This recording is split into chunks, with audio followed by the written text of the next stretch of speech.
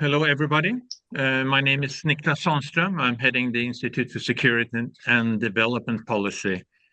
Today, we're going to have a treat. We're going to talk about the Nordic-Korea cooperation in the Arctic, a necessity to continue the green energy transition.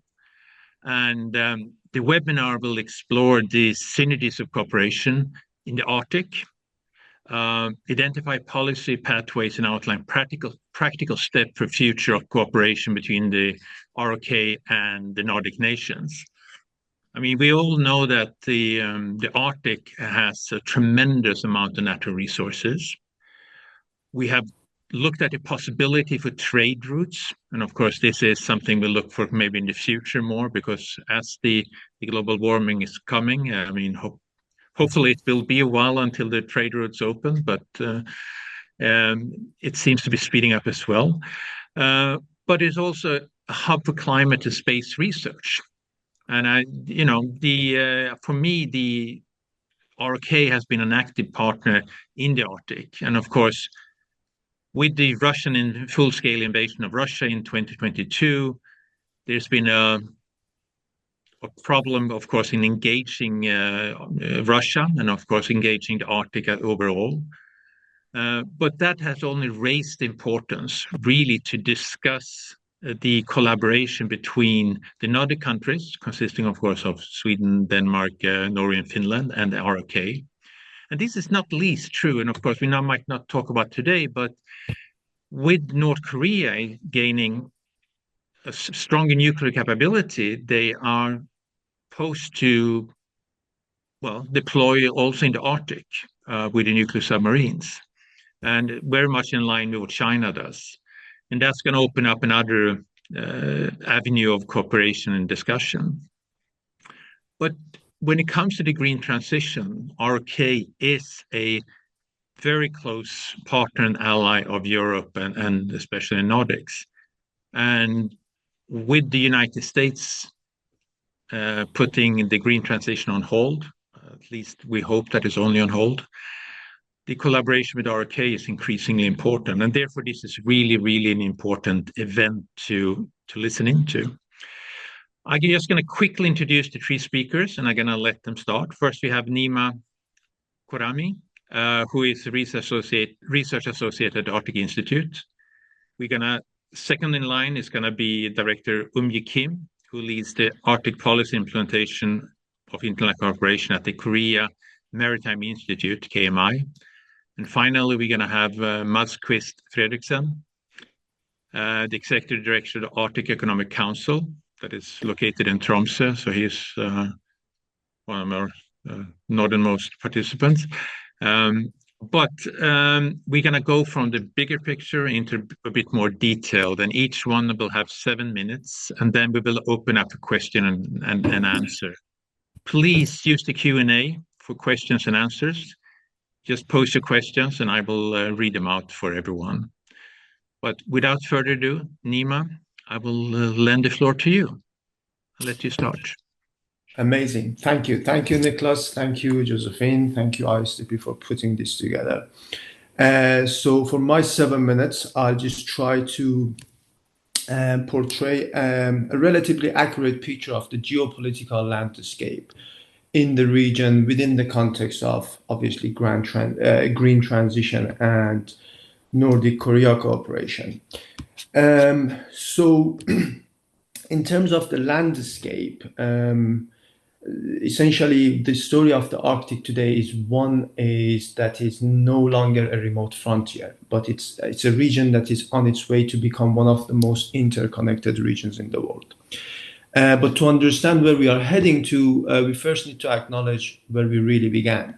So competition over the Arctic, in spite of what we read on the news, is not new. It goes back to the 18th century. So there is nothing new about competition over the region and the dominating the region. The competition came to a pause around 1900. You could argue it was interrupted by the two World War, but then it sort of resurfaced with the start of the Cold War and has accelerated, in a sense, since at least 2022. Not because of climate change, not because of new technologies. These are just facilitators. Just essentially, but the reason is the catalyzer are still the same, that enduring search for power, security, and a strategic advantage.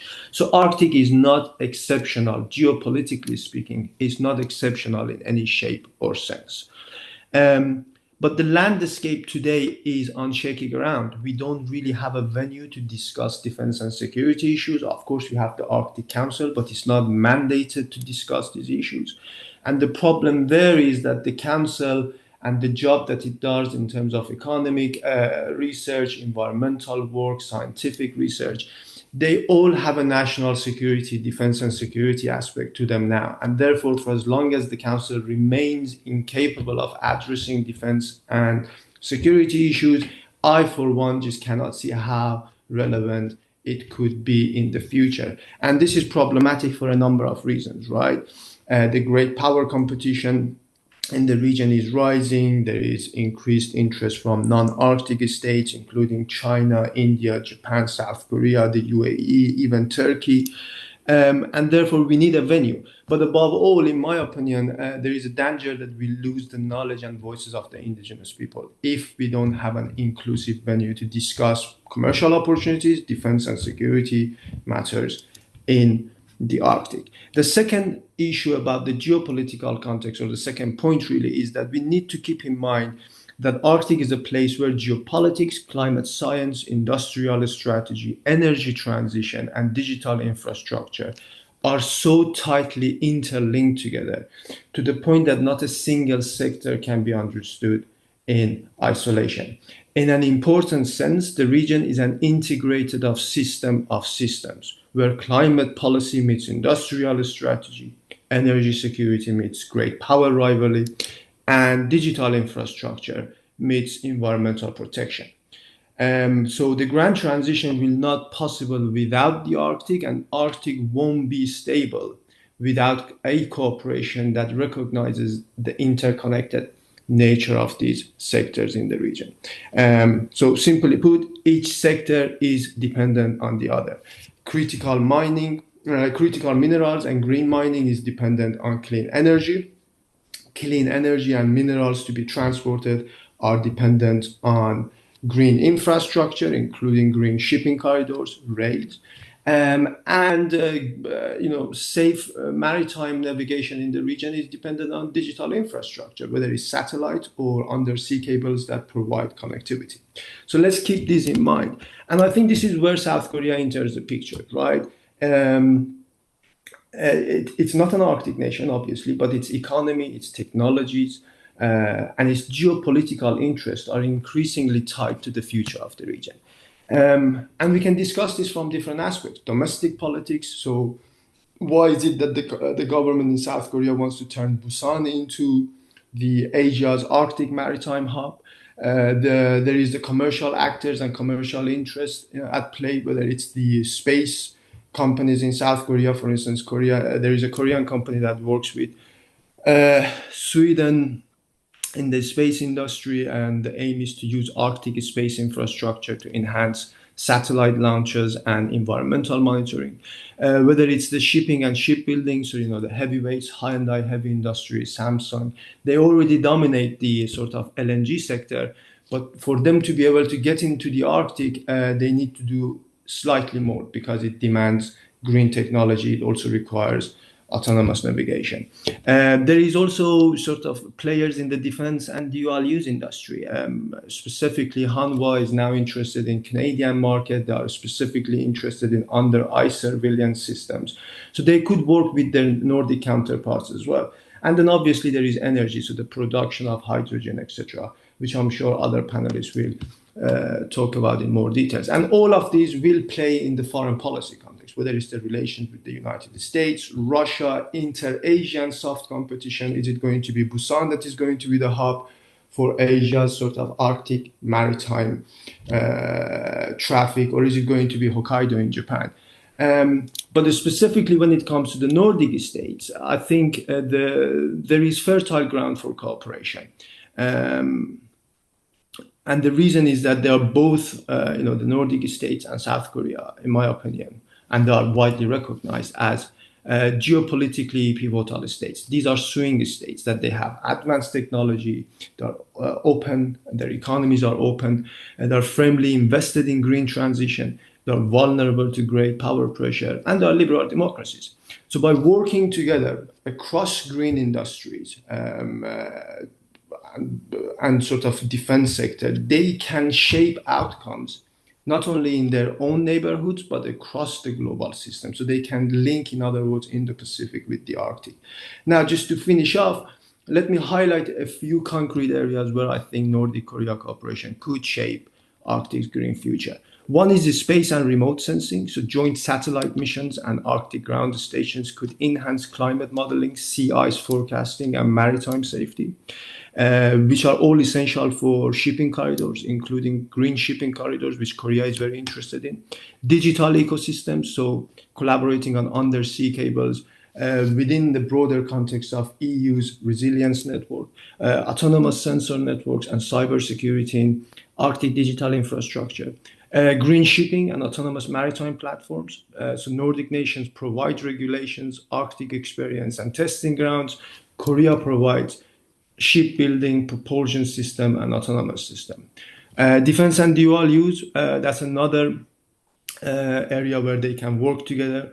Green mining and critical minerals is also another promising area that the two can work together. And finally, semiconductors and data centers. More and more data centers are being built in the Nordic regions. Why not use and utilize Korean semiconductors and have joint ventures to set up data centers with Korean actors involved in the sector? So I just leave it here for my 7 minutes, and then hopefully we can dig deeper into some of these issues that I raised. Amazing. Thank you for a very good start, Nima, and I'm sure we can drill deeper. I don't know if the pun was intended there, but Umye Kim, you have a presentation? Do you want to share that? Yes, I have, and I will share the presentation.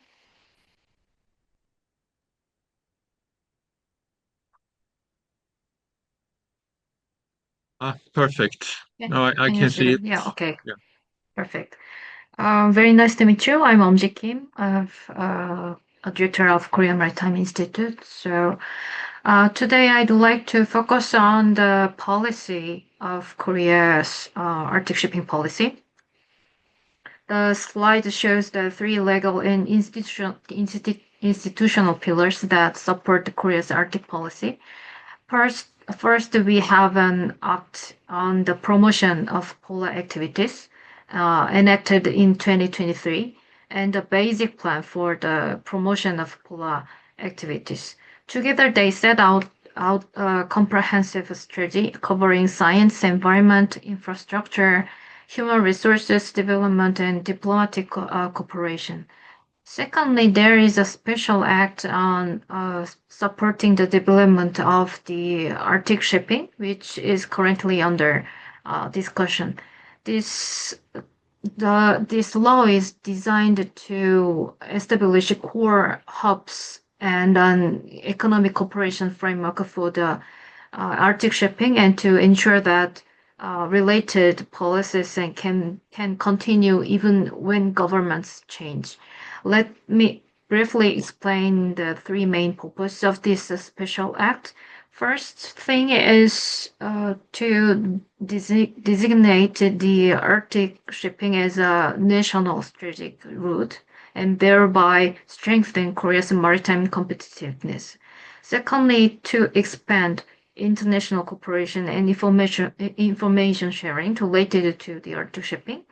And lastly, it is the perhaps mostly importantly to create a stable driving force that will allow Korea to pursue Arctic shipping policy consistently without being affected by political cycles. So in line with the national plans I described earlier, Korea has been contributing to the Arctic through a wide range of international cooperation activities. Therefore, Korea's Arctic shipping policy should be understood as an effort to expand our long-standing foundation of scientific research and international collaboration into a broader framework of sustainable economic cooperation. So, now I'd like to explain the concept of the Arctic shipping policy of Korean government. The slide presents Korea's Arctic shipping strategy concept at a glance. At the top, you can see the overall concept, and below it, there are two main strategic pillars. The first one is balanced national development. In Korea, population concentration in the capital region is the highest among OECD countries.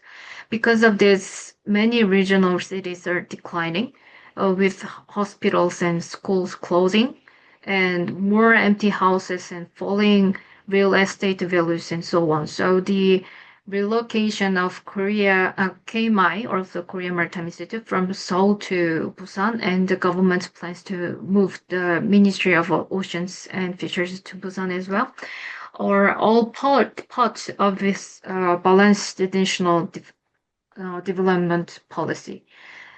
So to build Busan as a true maritime capital, the government is trying to cluster relevant ministries, public institutions, and companies in the city, and it has linked a long-term Arctic shipping strategy to this policy as a key driving force.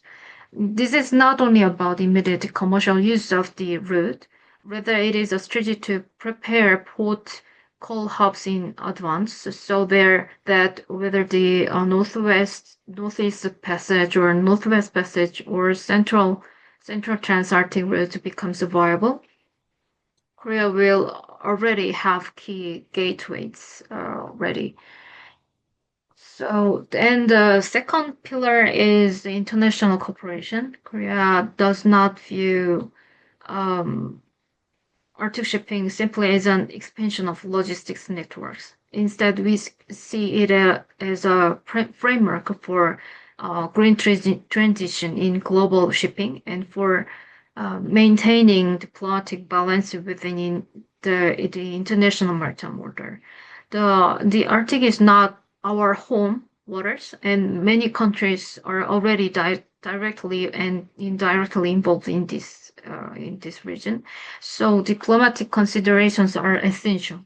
In addition, within the traditional geopolitical structure of Northeast Asia, often framed as North Korea, China, and Russia versus Korea and United States and Japan, Korea's policy toward Russia has generally not been a policy of cooperation with Russia alone. Rather, it has used relations with Russia as a lever for managing issues related to North Korea. In the same way, Korea hopes to use the Arctic cooperation as a platform for dialogue.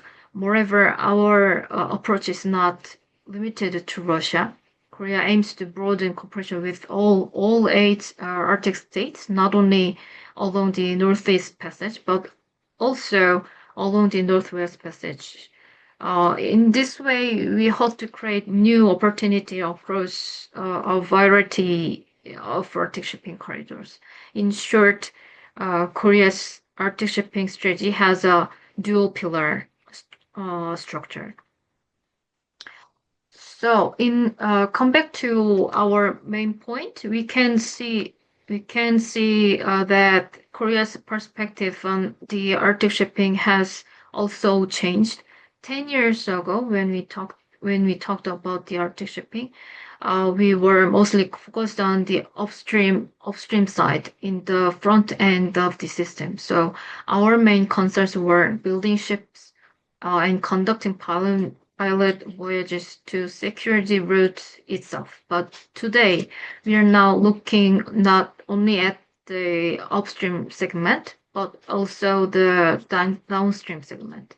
This means we are thinking about cargo transport, multimodal logistics, digital infrastructure, green technologies, or environmental data, and so on. In other words, Korea has begun to view the Arctic shipping as a comprehensive maritime economic platform that connects basic industrial capacity with value creation at the downstream end. So, this slide shows how Korea's Arctic shipping strategy can be linked with the regional specialized in industries across the country. Among these, the key elements I want to highlight today are eco-friendly fuels and hydrogen-based industries and bunkering infrastructure. First, Ulsan is one, for example, Ulsan is one of the most suitable cities for developing eco-friendly fuel bunkering and MRO facilities because they have already. And as vessels operating along Arctic shipping routes transition to low carbon or zero carbon fuels, Ulsan has the potential to become a major fueling hub. In short, Korea's Arctic shipping strategy is not only about opening a new route, it is about building a nationwide system that advances eco-friendly fuels, hydrogen supply chains, and bunkering infrastructure while strengthening regional industrial growth. So, I will skip this part. And so our government advances its Arctic shipping policy. One of the key questions we face is what kinds of cargo should we actually move along these routes? In general, the industry expects cargo types to diversify over time from oil and gas to bulk cargoes and eventually to containers. However, there is still no single clear answer to more specific question of which cargoes are truly suitable for Arctic shipping. For my part, I'd like to propose several strategic cargo groups. First is green energy. Second is iron ore. Third is seafood or seafood. And finally, last thing is project cargo. Within the shipping industry, it is widely expected that green energy fuels will transition from methane to or ammonia and then to hydrogen. So if we take a long-term view of using Arctic shipping, there is a strong possibility that the hydrogen market could become a key focus. With this in mind, I began to look more closely at the idea of Nordic hydrogen flows. Across in the Nordic region, there are currently 167 projects underway with an estimated annual production potential of around 8 million tons. In addition, and of course, importing hydrogen from Northern Europe or Arctic region also involves a number of practical constraints. I will discuss these challenges in the next part of presentation. There is a roadmap, hydrogen economy activation roadmap of Korea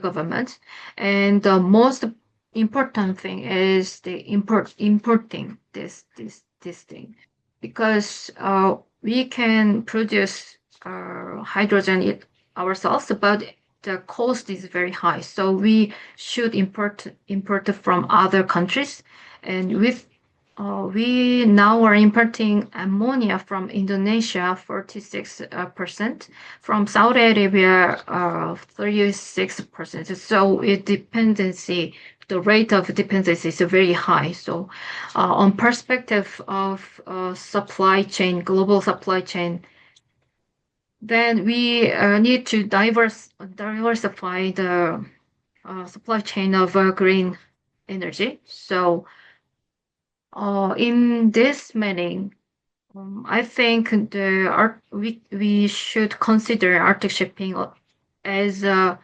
supply chain of green energy also. So this slide shows Korea's hydrogen economy roadmap, which I made. Outlook for global hydrogen flows. So Korea plan. Um, so the detailed analysis of hydrogen pricing, logistics cost, and the specific port-to-port routes we might use remains one of the key tasks ahead. And if this project is selected next year, I hope to carry out that work.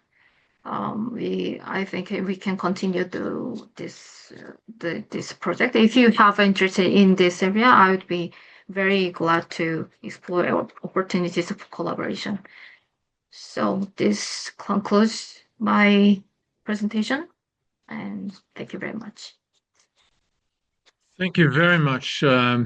So, as promised, it's a bit more in detail. So we have was an outstanding overview of our case engagement in this, and it definitely promises more discussions. And now, Mads, it's you to couple these two excellent presentations. No, thank you very much, and I'll be happy to do that. I remember I read an article recently that President Lee, the new president in Korea, said he wanted to transform Busan into a strategic gateway for emerging Arctic maritime trade, which is exactly what we heard Ji Kim mention. He also said that he saw the Arctic issue as the utmost urgency and significance, and that's this thing what Nima talked about: systems within systems in many ways, about presenting a vision, because it's as much as it's about Arctic shipping, it's also about Japan and China for obvious reasons, because they're also making preparations on Arctic shipping.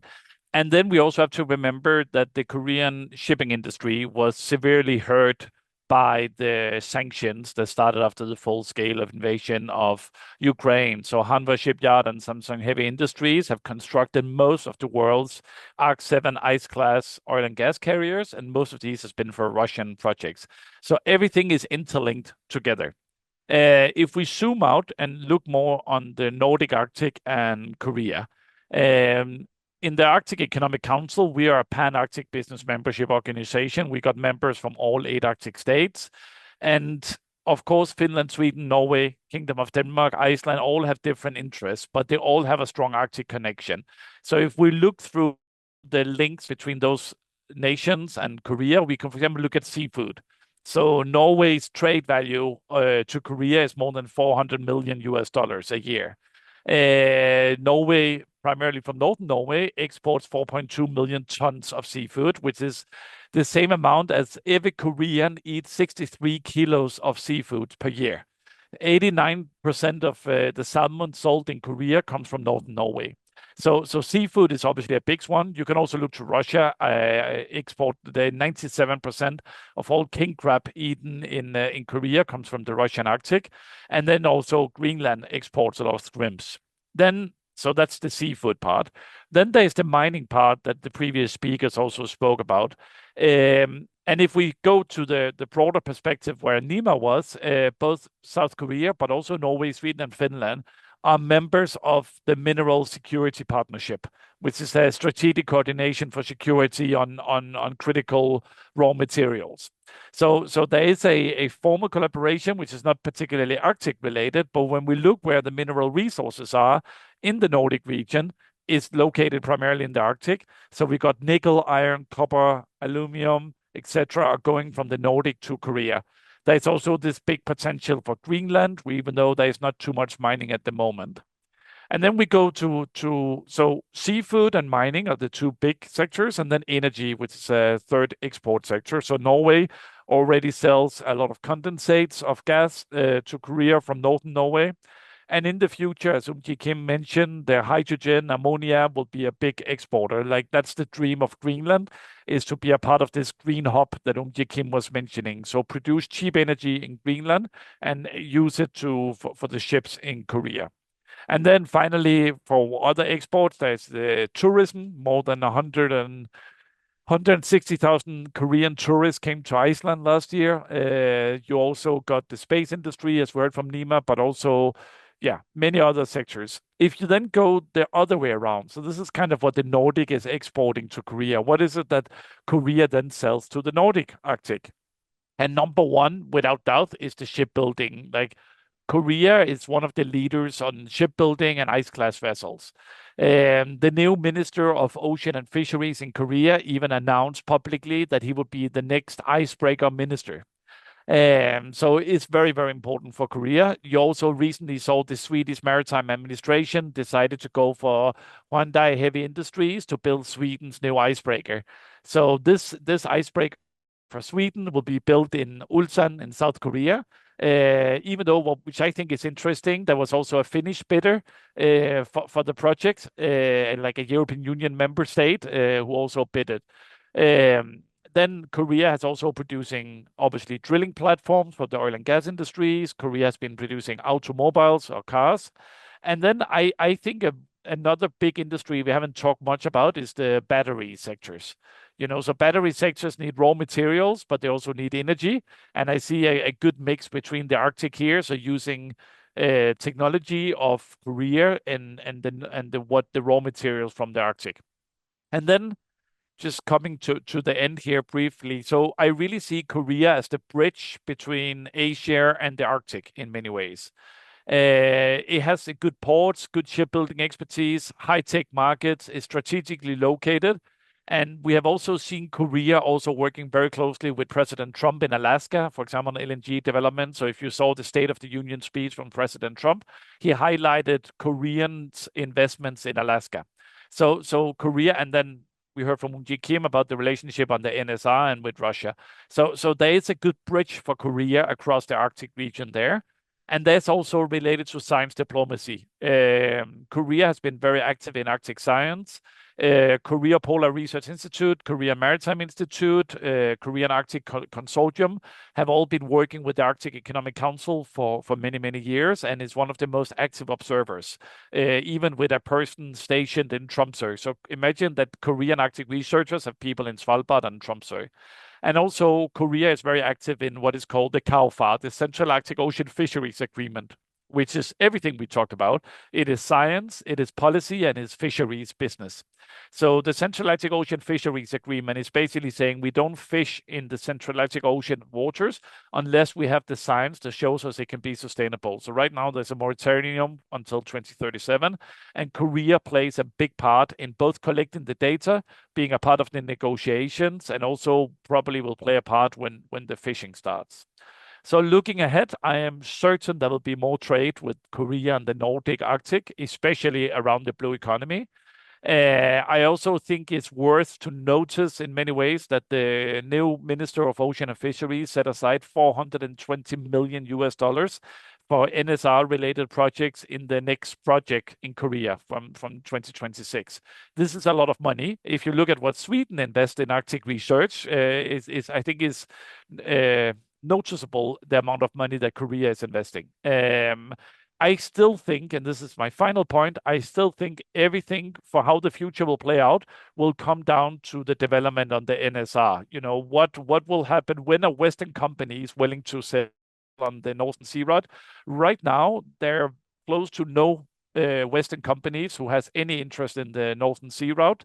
And this is where President Lee has decided to put a lot of his gamble is on the development on the Northern Sea Route. So the Northern Sea Route can unlock a lot of things, but that depends on things that happens outside the Arctic that then will influence what happens inside the Arctic. So what Nima called the systems of systems. Thank you very much. Well, thank you very much. I mean, this was three very excellent presentations. I think it highlights both the importance of the Arctic and the importance of the Nordic-RK cooperation. I mean, when we look at it, and it is a question on the green mining is becoming concerning, of course, and Melita Pachulia was asking us, how could the Nordics and Korea conduct green mining to get critical minerals for batteries as a means to secure green energy supply chains and mitigate China's influence, who at the moment are the leading country in this field? And I think this is a good question because we are tremendously dependent on China. Initially, of course, we depend on China or Russia for energy. Now we're switching that dependency into dependency on China. Is there any possibility to mitigate this? And I'll leave that an open question. If I just kick us off here, I think there are many parts to this question. So if we looked at critical raw materials going back 5 years, it was primarily about having enough raw materials for the green transitions. To produce wind turbines and so on, solar panels, you needed raw materials. Today, it's also a security aspect. So when China decides to turn off the big tap of rare earth elements to the US, that's not because of green energy. That's because you need rare earth elements to produce batteries that are used in F-35 fighter jets or tanks or satellites. So it's very much a critical security aspect. Then when you ask about the green mining, you see, for example, in Sweden is one of the front runners. One of the largest investments is happening in green mining. I see a lot of technology from Korea being used in some of these processes. Autonomous mining is also a big thing in the green mining in remote areas. And then also when it comes to, let's say, Greenland, which I will add in the Nordics here, the Greenlandic government has officially, because I also understood there were some sensitivities around mining and not in my backyard. The government of Greenland has stated again and again, and this is a 100% indigenous government, the indigenous government of Greenland has stated again and again that they want more mining. What they are lacking is they're lacking investors. In the US is Department of War that is investing in graphite mining, for example. It's not the private investors, it's public investors. And I do see Europe playing a role here, and I also see Korea playing a role here. So Korea could make like offtake agreement, for example, which would make the business case much, much better for mining. And especially if Korea says, okay, we put certain demands about the CO2 emissions of the mine, then the business case will be even better. So I see like either coming in as investors or coming in as a promised offtake of the minerals. And the same for the EU. So EU and Korea has a role to play here in across the Nordic Arctic region on green mining. But I mean, we also have to be realistic that even though we will never even get close to 100% critical raw materials independence from China. I mean, not even close. And then there's the whole question of processing, but I will not get into that right now. Thank you. Oh, I think you're perfectly right. I mean, interdependence is global, but the good news is also that China is also interdependent. So it's I don't think any nation today will be able to have a fully self-sufficient supply of anything virtually. Nima or Umji, do you want to add something? Nima, thank you. Yeah, sure. So I agree with what Matt said. I just look at it from a sort of on a different level. And I think this has more to do with the Nordic states, specifically when it comes to Norway, Sweden, Finland, and South Korea, which is the domestic politics of it, right? So I think for the mining in general and green mining to pick up, I think it's important to address the question of indigenous rights, their rights to lands, etc. That's something that needs to be sorted out if we really want to kickstart industrialization in the Arctic. That's important. Then you also have like other bottlenecks such as talents, for instance. So we need to attract more. So there is a need to reform the educational system. There is also a need to attract more talents for the sector. We just don't have that. So China's advantage is not just technology and processing. They just have more engineers. They've been on this for a longer time. And then there is also the public perception. So there needs to be a public relation campaign, so to speak, for a lack of better words, that look, we have a population that is very much environmentally conscious, but this green image or this green dream may not be possible without green mining and critical mining. And we need to have a campaign that sort of educates the public about the importance of the mining for green transition. And then active it's sort of a campaign, an active campaign to attract investment.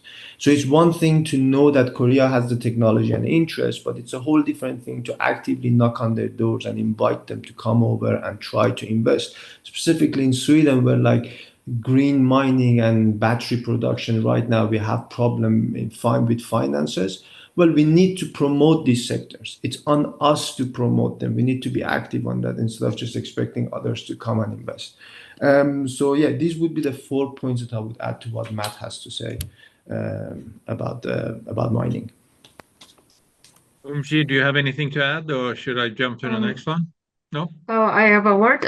So I can bring the example. So I have actually I fully agree with Nima and Mats, and I have discussed postcodes potential cooperation in the Arctic, including the idea of importing minerals from Finland's Arctic region for the production of green steel, as green steel has become a major issue in Korea's domestic steel industry as well. And I think now it is the time that Korean companies are increasingly try to understand the Arctic context. So while this is part of our role, my role domestically, I believe it is very important to help companies recognize the need to cooperate with Arctic indigenous people and to ensure that their activities meet the environmental standards required especially in the Arctic. Well, that actually is tied to another question for an anonymous participant here. It's why do you all consider economic growth and increasing economic collaboration being a net win and giving it support green transitions? And I think the participant wanted to understand a bit more about the negative environmental and health impact on increased economic activity on the people living in the Arctic region. And maybe, well, I see Mads' hands up there, so maybe you can start responding to that. No, I first of all, I want to say that some of these questions always have a small trigger in me that people are talking about that there's no one living in the Arctic. So the place that is the Arctic is my home. Like Tromsø is where people are living, and that's where I live. So it was mine. So. Yeah. So I want to mention that we people living in Tromsø. So let's just take people living in the Arctic, whether it's being indigenous or non-indigenous, they want to have the same quality of life as people living in Stockholm. Right now, there's no railroads to Tromsø. Right now, the housing is a massive issue. Access to hospitals and healthcare is a massive issue. If we want to develop the healthcare systems, if we want to give people in the Arctic the same quality of life as people in Malmö or Stockholm or anywhere, we need economic growth. Like it's naive to believe we can do it without economic growth. I think the Greenlandic government is the best example of this, how desperate they are to diversify their economy and how much they're. And so that's number one. Like I think is a win. If you build a new opera house in Oslo, that has an environmental impact. If you build a new sports stadium in Finland, that has an environmental impact. So anywhere we build, it will have an environmental impact, also in the Arctic. For those of us that call Arctic our home, we are not interested in ruining the environment. So I don't see it as like the economic growth means that we will ruin what is our home. Most Arctic people likes skiing and likes hiking in nature and likes the nature. So they want to preserve it like this. Fishing, for example, there's no meaning in overfishing. If you're not doing sustainable fishing, you lose your business. So sustainability and economic growth is strongly related. And you can also see that there's been a decoupled, if you look throughout the Nordic region, between CO2 emissions of economic growth. So all the Nordic states have managed economic growth and decoupling it from CO2 emissions. So it is possible to balance both. Of course, we have to be aware of environmental and climate and biodiversity, but we don't have an interest in brewing in our own backyard. So, yeah, thank you. I Yeah, I would agree with that. I mean, coming up from the northern part of Sweden as well, I mean, you need economic. Northvolt was in a case an example. You do need development, but it needs to be a balanced development. Anyone who wants to add to Mad's comment there, or should we? So we have two questions, more actually on the technical. Felicia Kemp is asking what cooperation initiative, if any, on critical undersea infrastructure silence have been launched between Korea and the Nordics, and what are the prospects? And that is really tied to another question by Melita Pachulia. What steps are needed to secure maritime supply chains in Arctic ports against cyber disruptions? I mean, we all mentioned and see the need for technical solutions, but the technical solutions is also increasing the risks. So what are we doing to manage that? Anyone who wants to start, Nima or Umji, do you want, any one of you wants to jump in here? And then Yeah, I can give it a go first, and I try to give an answer for both questions. I think what can be done, obviously, the aim should be mitigating risks, and what we can do is to pull resources together. So it's absolutely true that as we try to develop these networks, so to speak, whether it's undersea infrastructure or whatever it may be, given the digital nature of these infrastructures, they are prone to more hybrid attacks, no doubt about it. So this is one of the interesting aspects of today's world, whether it's integrated grids, whether it's undersea cables, they are absolutely essentials for connectivity, for growth, but they also bring a higher degree of vulnerability. That means they are more prone to hybrid threats.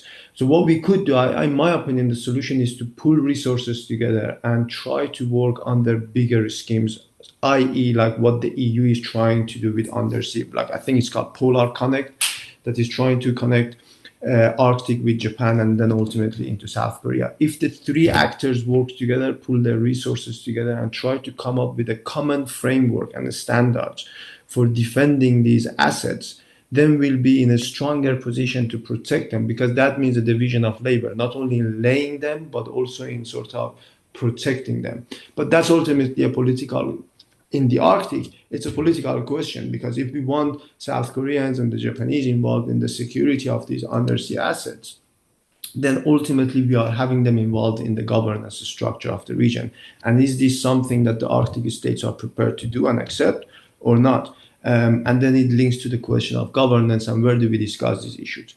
But to me, the solution is pulling together and coming up with common standards and procedures for not just construction but protections of these assets. Umji, Mats, any more additional comments on that? Just very briefly that as Nima was mentioning, Japan has been very strong on a lot of the subsea cables, but there's also the issue about satellites and the shadow fleet and so on, which is also securing supply chains. And I see Korea being able to collaborate a lot, for example, with KSAT from North Norway, that are looking at the shadow fleet sailing around, which is a massive environmental risk, to go back to the previous questions. So like illegal shipping, non-ice class ships sailing in the Arctic is a massive environmental challenge. When it comes to cyber disruptions, we need to collaborate more. NATO, I just met with NATO yesterday. NATO has a new office on hybrid threats and with a focus on the Arctic. So NATO is definitely looking into this. I think there's a bigger potential for Korea to be involved, more than there has been at the moment. Thank you. Well, let me, and this is, I think it's directly to Umji. In South Korea's plan for international cooperation, there was Nordic countries, United States, Canada, and Russia, but not Japan. Why is that? And I would be interesting too, because RK Japan collaboration in this, I think would strengthen the call it the democratic segment of that. So, Umji, if I ask you to defend the South Korean plan here. Well, I think we are collaborating with Japan now, but I didn't explain this I didn't put it into this presentation. So we annually getting together and discussing what we are researching regarding on the Arctic science or Arctic shipping and so on. It calls NPARC, North Pacific Arctic Community, like that. So we annually we are gathering the researchers from China, Japan, and Korea, and the number of researchers about over 50 maybe, and we discuss how to make the Arctic sustainable development, or how to contribute as observer countries or non-Arctic countries. What we can do to for Arctic. So I think we are collaborate. So I just explained just the cooperation with the USA, Canada, or so that's all. Okay, excellent. So, I mean, it's a final sort of summarizing question, and feel free to add other things as well. But if you were to come with recommendations, as where Nordics and South Korea should intensify cooperation in the Arctic in the short term, where would that be? And what would be the potential challenges and benefits? If you had a little wish list of what government should do short term, whatever short term is, and nothing is in weeks in those with those issues. But I guess the coming 2-3 years, what would be your recommendations? The first stab, yeah.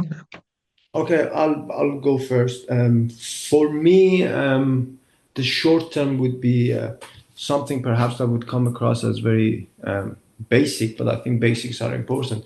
Try to bridge the gap in your understanding of the region and various actors involved in it. I think there is a lack of understanding, or the perceptions differ. So on the Nordic side, I think we need to do more job to understand Koreans' perspective on Russia and their concerns with regard to Russia. So expecting them to just completely align with us when it comes to Russia, that's unrealistic for a number of reasons. And that has implications for the nature of our cooperation in the Arctic. And on the Korean side, I think it would be a grave mistake to realize that they can come up with this strategy of one size fits all. Nordic states are similar, they have similar interests, but they're not identical. And I think Koreans need to sort of first dive deep into understanding the different or the specific interests of each Nordic state and treat it as an opportunity rather than a challenge, and then try to come up with a broader sort of Nordic approach. So yeah, bridging the perceptual differences for me would be the first and most important steps in the short term. From Mats, who wants to go second?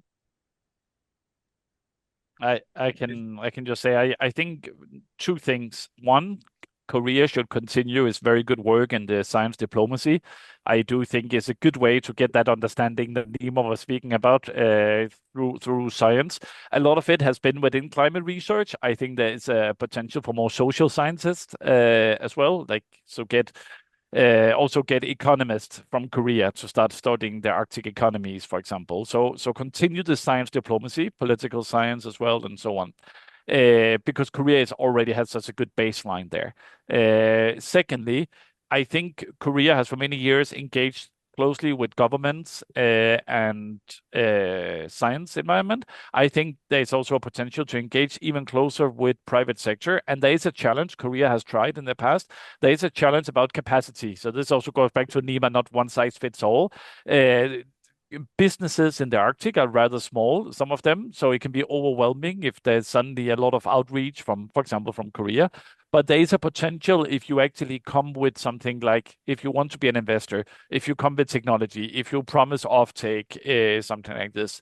So like try to engage more with the private sector, but also be realistic what is possible, and then remembering that business happens at the speed of trust. So just building up this trust between Korea and the Nordic. Thank you. Well, that's actually an interesting point. I mean, you said that they're quite small, most of the businesses we have, or they're really big. There's nothing in between. Well, of course, there's not something in between, but they tend to be very small or very large, and then that creates some interesting challenges for the Arctic region. Kim, do you have any final? Christmas is coming up, so you have a wish list to. I can bring, for example, one example. Korea can constantly contribute to scientific research as well, as Mats explained already. However, in terms of short-term outcomes, I can mention that the electric small vessel cooperation project that is already underway in Iceland. This project applies Korean battery technology to Icelandic fishing vessels, and it began early this year. So I believe that similar small-scale projects can be pursued in the short term. And the key, however, is identifying the right items and opportunities first, I think. Yeah. Fantastic. I mean, I think it's been a very sort of interesting discussion, and not only in the Arctic, but I generally think the Nordic and ROK has a lot of potential for cooperation. And I agree with Nima, of course, there's no one size fits all here, but the similarities between the Nordics and ROK are, quite substantial and overlapping, and the differences is relatively few. So I think we do have a lot of potential here, and I look forward to your work. And I would recommend all in the audience. These are three really interesting scholars, and on the private sector, of course, that has some really interesting ideas. I recommend you to follow their work and to actually learn, as I do, from them.